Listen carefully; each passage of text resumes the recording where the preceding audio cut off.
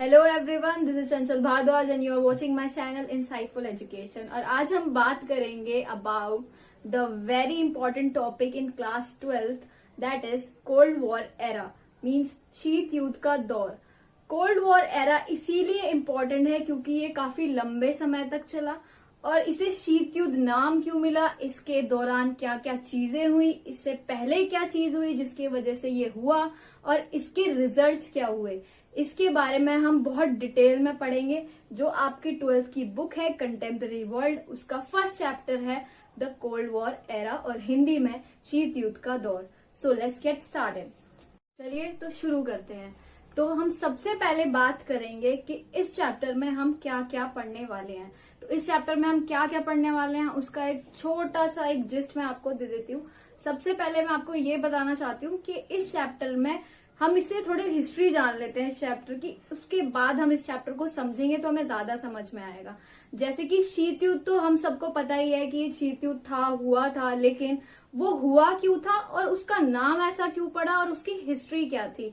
तो हिस्ट्री क्या थी, पहला विश्व युद्ध और दूसरा विश्व युद्ध दोनों के बाद जब बहुत ज्यादा जो कंट्रीज थे एक दूसरे से बहुत ज्यादा जंगें चल गई थी, दोनों बहुत सारे कंट्रीज आपस में लड़ रहे थे, तब बीच में फर्स्ट वर्ल्ड वॉर के बाद लीग ऑफ नेशन की स्टैब्लिशमेंट हुई। लेकिन लीग ऑफ नेशन फेलियर साबित हुआ, उसने विश्व में कोई शांति स्थापित नहीं कर पाया, ना ही वर्ल्ड को कंट्रीज को एक दूसरे से लड़ने से बचा पाया।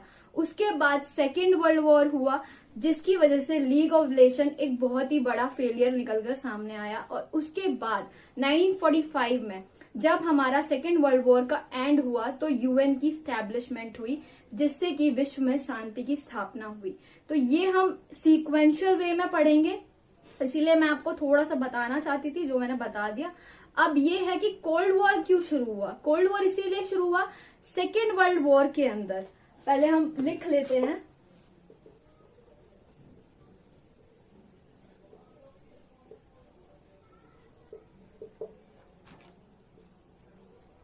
तो फर्स्ट वर्ल्ड वॉर कब हुआ,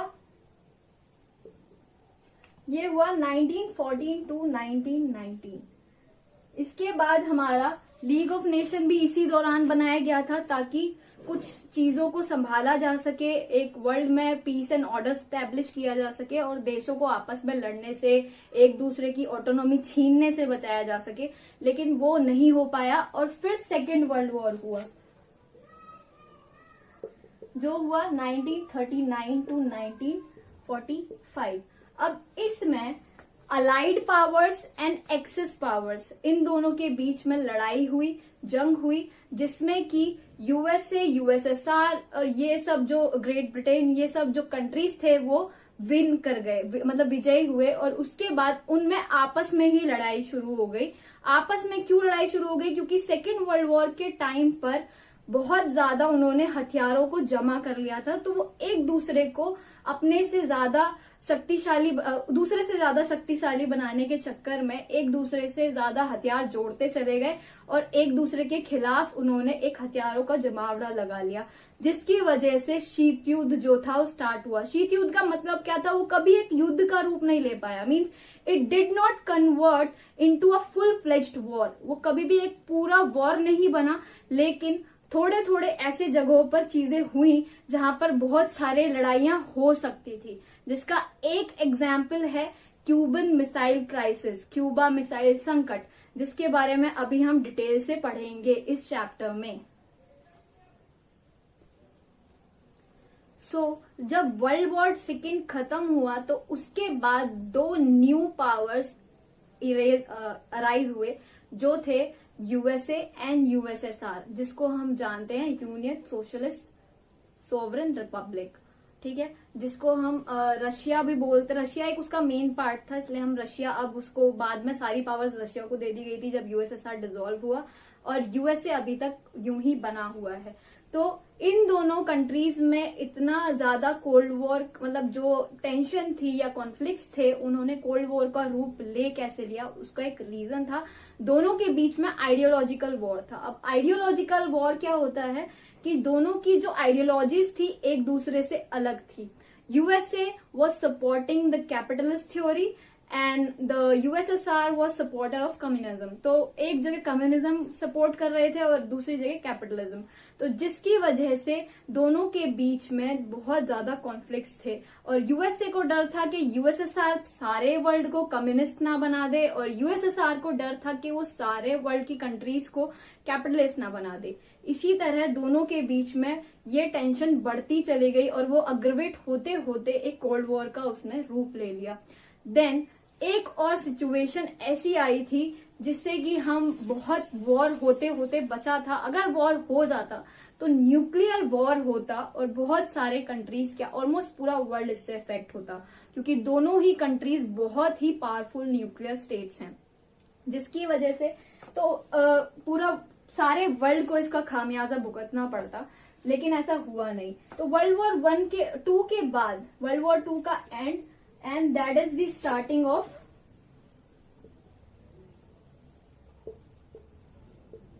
कोल्ड वॉर। क्यों? क्योंकि इसमें जो कंट्रीज थे, इसमें जो अलाइड पावर्स थे, जिसमें कि USA, UK and USSR etcetera, ये जो कंट्रीज थे इनमें आपस में ही कॉन्फ्लिक्ट्स आने लगे थे, एक दूसरे से इनमें विचार मतभेद आने लगे थे, जिसकी वजह से यूएसए एंड यूएसएसआर एक दूसरे से अलग होना शुरू कर दिया। इन्होंने एक दूसरे का अलायंस छोड़ दिया, यूके अलग हो गया, क्योंकि ये सब जो चीजें हो रही थी इसकी वजह से emergence of two world powers, दो पावर्स उभरी जो थी यूएसए और यूएसएसआर। सो ये जो दो पावर्स थी इनमें बहुत ही ज्यादा कॉन्फ्लिक्ट्स थे। सिर्फ इनमें विचारों को लेके मतभेद नहीं था, इनमें बहुत सारी चीजों को। इन दोनों के बीच कॉन्फ्लिक्ट्स होने के बहुत सारे रीजंस थे, जिनमें से कुछ रीजंस हैं कि इनमें आइडियोलॉजिकल डिफरेंसेस थे।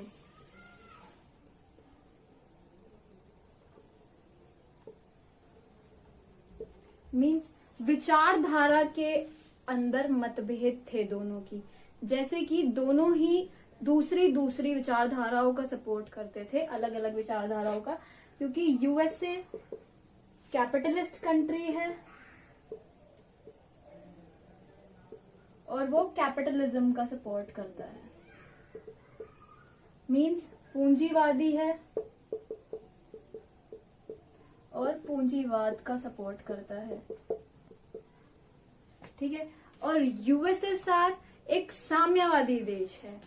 यूएसएसआर एक साम्यवादी अलायंस था, सॉरी, तो एक जिसको हम बोलते हैं सोशलिस्ट और कम्युनिस्ट।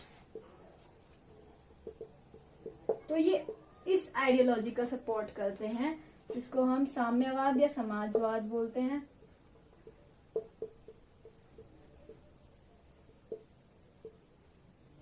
तो इन दोनों के बीच में ये आइडियोलॉजिकल डिफरेंसेस थे, विचारधाराओं के मतभेद थे। अब इसके अलावा इनके बीच पॉलिटिकल राइवलरीज थी।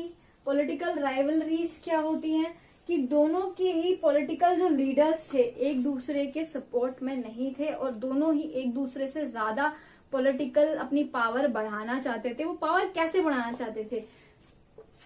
टू मेक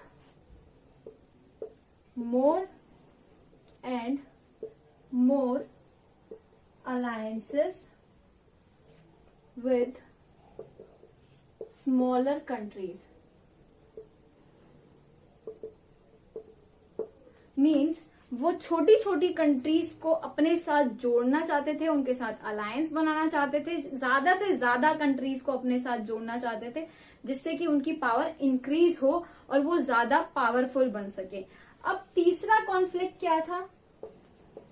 दोनों ही न्यूक्लियर पावर्स थे, दोनों के पास न्यूक्लियर वेपन्स थे, और जिसकी वजह से दोनों ही एक दूसरे से ज्यादा न्यूक्लियर वेपन्स जोड़ना चाहते थे, ताकि अगर इन केस कभी वॉर हो जाता है तो उसके बाद एक दूसरे से जीतने के लिए उनके पास इनफ वेपन्स हो। अनलेस अंटिल वॉर नहीं होता, वो सिर्फ और सिर्फ उन हथियारों को जोड़ रहे थे। जिसकी वजह से ये भी एक बहुत इंपॉर्टेंट रीजन बना उन दोनों के कॉन्फ्लिक्ट को बढ़ाने का और एक दूसरे से डर को बढ़ाने का कि कहीं सामने से अटैक ना हो जाए। तो ये रीजन था। देन अब इन सब रीजंस को हटाकर इसके बाद बहुत सारी ऐसी चीजें भी हुई जिसमें कि हम ये डिस्कस करेंगे कि क्या क्या ऐसी जगह थी, क्या क्या ऐसी टेंशन्स थी जहां पर एक वॉर हो सकता था। जिसमें कि हम सबसे पहले बात करते हैं क्यूबन मिसाइल क्राइसिस की, मींस क्यूबा मिसाइल संकट।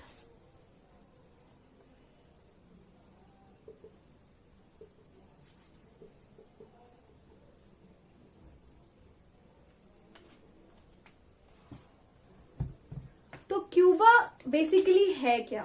क्यूबा एक आइलैंड है जो कि नॉर्थ अमेरिका और साउथ अमेरिका के बीच में है, लेकिन वो अमेरिका से उसका कोई लेना देना नहीं है।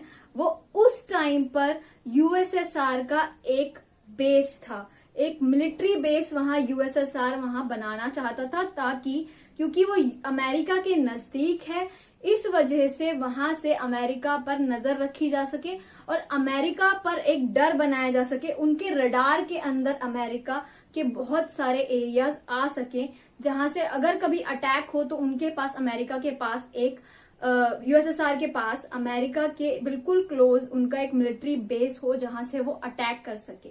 मींस क्यूबा अमेरिका के पास होते ही, स्थित होते हुए भी यूएसएसआर के अलायंस में था, जिसकी वजह से अमेरिका को बहुत ज्यादा डर था कि कहीं यहां पर मिलिट्री बेस बन गया तो हमारे लिए एक बहुत मुश्किल वाली एक ट्रबल क्रिएट हो जाएगी, कॉन्फ्लिक्ट वगैरह की सिचुएशन आ जाएगी, टेंशन बढ़ जाएगी और शायद हो सकता है कि वॉर भी हो। तो हुआ क्या था? क्यूबा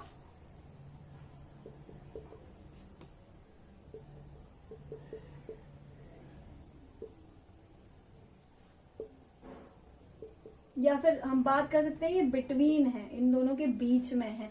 अगर यहाँ पर नॉर्थ अमेरिका है और यहाँ पर साउथ अमेरिका है तो यहाँ पर क्यूबा हम कह सकते हैं कि है। तो यहाँ ये क्यूबा है और ये यूएसएसआर का अलायंस था, अलाई कंट्री था, उनका एक सपोर्टिंग नेशन था या फिर आइलैंड था जिसको हम बोल सकते हैं। तो इन दोनों के बीच में था North America and South America, जिसकी वजह से, और यूएसएसआर का अलाई था, was an ally of USSR.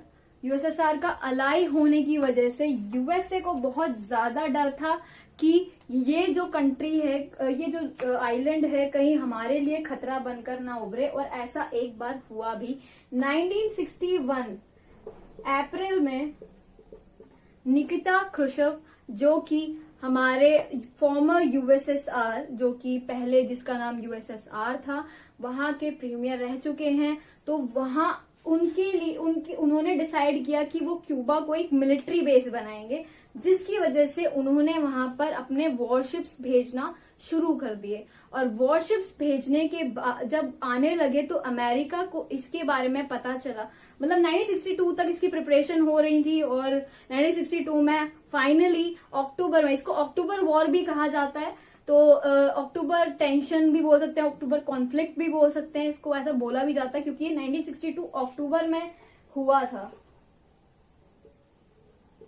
ये जो क्राइसिस है ये 1962 अक्टूबर में हुआ था, जिसकी वजह से अमेरिका को बहुत ज्यादा टेंशन हो गई थी। क्यों हो गई थी? उसका रीजन है कि 1962 में USSR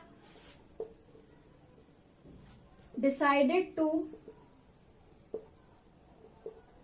install weapons and warships in Cuba.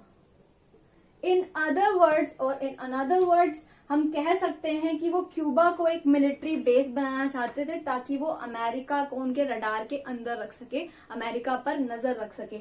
जिसकी वजह से क्या हुआ कि अमेरिका को इसकी भनक 3 हफ्ते बाद चली और अमेरिका को डर लगने लगा कि कहीं अटैक ना हो जाए, और जिसकी वजह से उन्होंने डिसाइड किया, उस टाइम अमेरिका के प्रेसिडेंट जॉन एफ कैनेडी थे, तो उन्होंने डिसाइड किया कि हम और उनके जितने भी जितने भी उस टाइम डिप्लोमेट्स थे, सीनियर डिप्लोमेट्स, उन्होंने डिस्कस किया। तो वो बिल्कुल भी वॉर की सिचुएशन में क्रिएट करने में बिलीव नहीं रख रहे थे। वो चाहते थे कि वॉर ना हो, ताकि बहुत ही बड़ा न्यूक्लियर वॉर होने से अवॉइड किया जा सके, वरना पूरे वर्ल्ड को इसके जोखिम उठाने पड़ सकते थे। तो इसीलिए उन्होंने डिसाइड किया कि वो इसको रोकेंगे। और उन्होंने उसको रोका कैसे? ही ब्लॉकेटेड यूएसएसआर शिप्स। तो यूएसएसआर के जितने भी वॉरशिप्स थे उन्होंने उनको ब्लॉकेड किया, ब्लॉकेडिंग की, रोक दिया अपने शिप्स भेजकर, जिसकी वजह से उनको वार्निंग देनी थी। इस तरह से उन्होंने एक वार्निंग दी। और जब वो वॉरशिप्स वहां पहुंचे अमेरिका के, और उनकी वजह से यूएसएसआर ने अपने जो शिप्स थे वो स्लो डाउन करके वापस मोड़ लिए। तो एक बहुत ही बड़ी टेंशन होते होते उस टाइम अवॉइड हो गई थी, एक वॉर का रूप लेते लेते रुक गई थी। तो this was all about Cuban missile crisis. तो ये हमने पढ़ा ह्यूमन मिसाइल क्राइसिस के बारे में। और ये 14 दिन तक ये टेंशन चली थी, जिसको हम 13 डेज और 14 डेज तक ये टेंशन थी, जिसको हम अक्टूबर 1962 अक्टूबर में इसने प्लेस लिया था। Means it took place in 1962 अक्टूबर, जिसकी वजह से इसका नाम भी अक्टूबर कॉन्फ्लिक्ट या फिर क्यूबन मिसाइल क्राइसिस पड़ गया था।